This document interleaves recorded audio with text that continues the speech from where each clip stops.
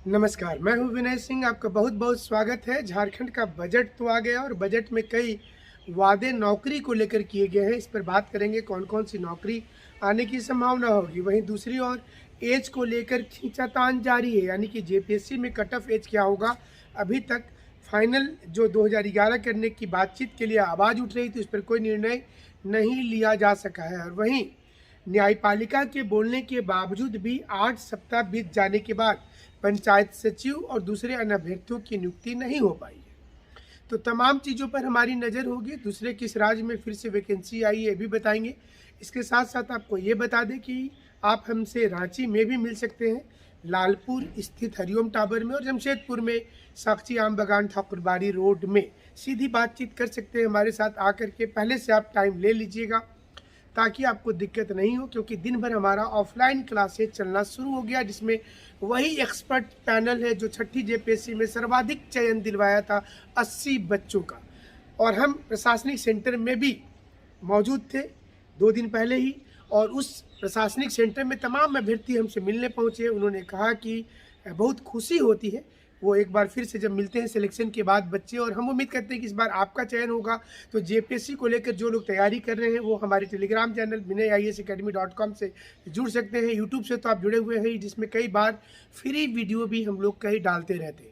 इसके अलावा आप ऑनलाइन और ऑफलाइन दोनों मोड में क्लास कर सकते हैं। ये पहली बार ऐसा हो रहा है कि ऑफलाइन करने वाले बच्चों को ऑनलाइन की भी फ्री सुविधा दी जा रही है। साथ ही साथ ऑनलाइन का लिंक भी दिया जा रहा है, जिसको आप बाद में भी देख सकते हैं। स्टडी मटेरियल आप कुरियर से मंगवा सकते हैं। हमारा नंबर है 9431156794। एज प्रमाण पत्र को लेकर भी कई लोगों की दिक्कत हुई है, नाम को लेकर त्रुटि हुई है। उस पर आपको एक शपथ पत्र दे देना है। जैसे कई लोगों ने कहा था कि उनका टाइटल चेंज हो गया, कई लोगों का बाई मिस्टेक गलती हो गया आधार कार्ड और उसमें, तो आपको एक शपथ पत्र दिया जाता है जो आप किसी वकील के माध्यम से बना लेंगे कि आप दोनों व्यक्ति एक ही हैं और किसी प्रकार का मिसयूज इस पर नहीं करेंगे। जो BC1 BC2 के कैटेगरी के स्टूडेंट हैं, उन्होंने सवाल पूछा था कि क्या वो जनरल कैटेगरी में फॉर्म भर सकते हैं। हमारा उत्तर है हाँ, आप भर सकते हैं, किसी प्रकार की दिक्कत नहीं है। आप अगर आपके पास सर्टिफिकेट नहीं है BC2 का या BC1 का और आप चाहते हैं कि जनरल में जाए, तो जनरल में आप जरूर से फॉर्म भर सकते हैं। इसके अलावा अगर आपको ऐसा लगता है कि आप जनरल में ही फाइट करें सर्टिफिकेट होने के बाद भी, तो सर्टिफिकेट शो ही मत कीजिए, आप डायरेक्ट इसमें जा सकते हैं। कुछ लोगों ने सवाल पूछा था कि क्या एपीयर कैंडिडेट वाले जो ग्रेजुएशन में एपीयर हुए क्या फॉर्म भर सकते हैं। अगर आपको उम्मीद है कि 15 मार्च तक आपको सर्टिफिकेट मिल जाएगा तो भर सकते हैं। कई लोगों ने सवाल पूछा कि उनके पास सर्टिफिकेट नहीं है तो वह रजिस्ट्रेशन नंबर, जहाँ पर नंबर मांग रहा है वहाँ पर क्या करें।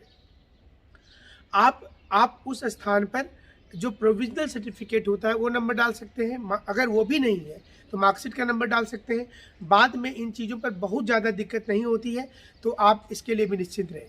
कई लोगों का ये सवाल था कि उनके पास जाति प्रमाण पत्र और स्थानीयता वाली सर्टिफिकेट 2016 की है, वो क्या करें।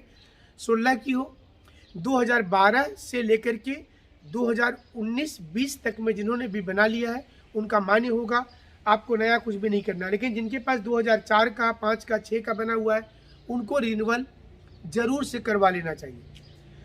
जिन लोगों ने 2019 में बनाया था उनको तो कोई दिक्कत ही नहीं है, वो आसानी से कर सकते हैं। और स्थानीयता नीति अभी तक नया तो कुछ आया नहीं है, पुराना वाला ही है, तो इसलिए इसमें किसी प्रकार की दिक्कत आपको नहीं होगी। जेपीएससी की जब आप तैयारी कर रहे हैं तो आपको दोनों विषय साथ में लेकर के अब चलना होगा।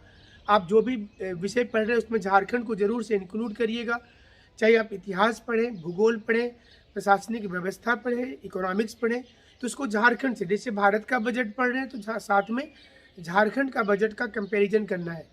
अगर आप कोई दूसरा टॉपिक भी पढ़ रहे हैं, आप इतिहास पढ़ रहे हैं, तो आप गांधी जी का आंदोलन पढ़ रहे हैं तो साथ में झारखंड के भी उस आंदोलन को जोड़ना है। आप किसान आंदोलन पढ़ रहे हैं, आप ट्राइबल रिवोल्ट पढ़ रहे हैं, तो भारत के साथ साथ आप अगर झारखंड को भी करेंगे, भारत का मानसून, झारखंड का मानसून को भी साथ में करेंगे, भारत की मिट्टी, झारखंड की मिट्टी को करेंगे, तो आपकी तैयारी अच्छी होगी। और बहुत ज़्यादा चीज़ों को नहीं देखना, मतलब दुनिया भर का यूट्यूब चैनल देखना, दुनिया भर का किताब पढ़ना, दुनिया भर का न्यूज़पेपर पढ़ना, तो उससे आपकी कन्फ्यूजन हो जाएगी और याद कुछ नहीं रहेगा। अंत में आपको दिक्कत ये आएगा कि याद कुछ भी नहीं रहेगा। तो उससे बचने का सबसे अच्छा तरीका होता है कि आप अपनी तैयारी को सटीक रखिए, दुरुस्त रखिए। और ये जो इस समय में जो क्रैश कोर्स हमारा चल रहा है, जिसमें 4 घंटे की ऑफलाइन क्लासेस दी जा रही है, वो बहुत हेल्पफुल होगा। और उसमें आइएगा, चूँकि 80 चयनित विद्यार्थी भी लगातार वहाँ आकर के सेमिनार के माध्यम से आपको बता रहे हैं, क्लासेस भी ले रहे हैं, तो उसका लाभ आपको मिलेगा। हमारे 2 सेंटर में भी रेगुलर क्लास हो रहा है, रांची में और जमशेदपुर में, तो इसका लाभ लीजिएगा। अब चलिए बात करते हैं कि झारखंड में क्या नई वैकेंसी आ सकती है। कुछ नए अनाउंसमेंट जरूर से हुए हैं, लेकिन हम इन चीज़ों को अब सीरियस नहीं लेते हैं, क्योंकि झारखंड में अनाउंसमेंट होना बहुत आसान काम होता है, इम्प्लीमेंट होना दिक्कत होता है। CDPO की 141 वैकेंसी आएगी, चिल्ड्रन डेवलपमेंट प्लानिंग ऑफिसर की, आंगनबाड़ी का बहुत सा वैकेंसी आ रहा है, टीचर की वैकेंसी के लिए भी 39,000 वैकेंसी आ रही है। ये सब कुछ फिर से एक बार विधानसभा के अंदर में वादा किया गया है, लेकिन ये आएगा ये बोलना मुश्किल हो जाता है। दिव्यांगों के लिए ये घोषणा की गई है, क्योंकि बिहार में जो वैकेंसी आती है CDPO की, हमने बताया तो वहाँ 55 वैकेंसी आई है, तो वो आएगी, उसमें कोई वादा वाली बात नहीं होती। झारखंड में जो भी लोग मंत्री बोलते हैं विधानसभा के अंदर या बाहर, फिर वो खुद भूल जाते हैं कि उन्होंने क्या कहा था। पिछली बार 5,000 सीट कहा था कि 8,000 की 200, तो ये सिर्फ बोलने के लिए है। हमें जैसा लगता है वैकेंसी नहीं इस समय में निकल रही है।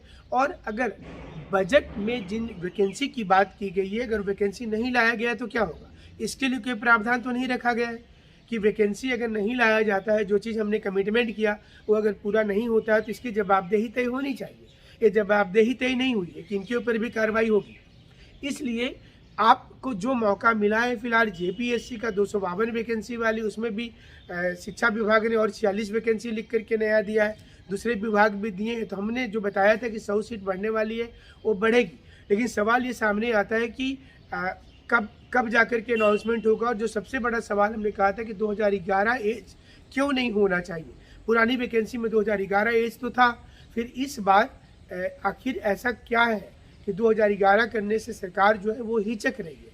तो गवर्नमेंट को निश्चित रूप से इस पर डिसीजन लेना चाहिए कि 2011 कर दें, ताकि हमारे जो हजारों बच्चे झारखंड के अलग अलग स्थान पर रहकर तैयारी कर रहे हैं या फिर किसी तत्कालिक नौकरी में हैं, उनको एक मौका मिलना चाहिए। और अगर नहीं मिलता तो मामला लिटिगेशन निश्चित रूप से होगा, इनका पक्ष मजबूत हो जाएगा। अगर कोई स्टेट कमीशन 10 वर्षों के बाद परीक्षा लेती है, 8 वर्षों के बाद लेती है, तो ये 8 वर्ष वाले जो बीच के बच्चे हैं उनको तो मौका नहीं मिला, तो उनका एज बैठे बैठे समाप्त हो जाता है। ऐसे में जो नेचुरल जस्टिस है, जो संविधान का अनुच्छेद 21 में जो नेचुरल जस्टिस है, इसमें साफ तौर पर कहा गया है कि हर व्यक्ति का नैसर्गिक न्याय मिलना चाहिए। तो हमें लगता है कि इसमें लिटिगेशन होगा तो थोड़ा डिले होगा और इन बच्चों को मौका मिल जाएगा।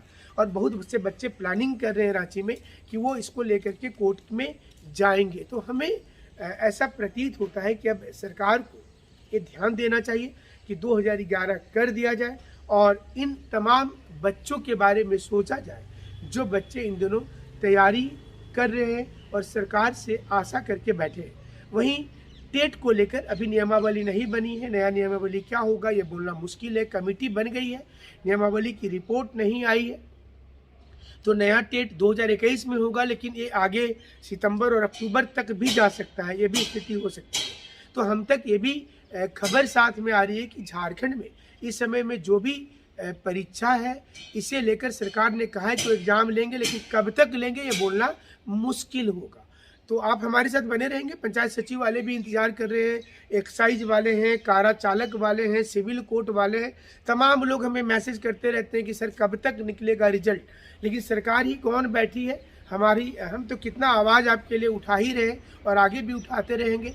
और उम्मीद करते हैं कि 7 अप्रैल के बाद ही अब स्थिति सुधरेगी, क्योंकि 7 अप्रैल को सोनी कुमारी मामले पर एक फाइनल वर्डिक्ट आ जाए, ना कि फिर अगला डेट मिले, तो उससे काफ़ी दिक्कत हो सकता है।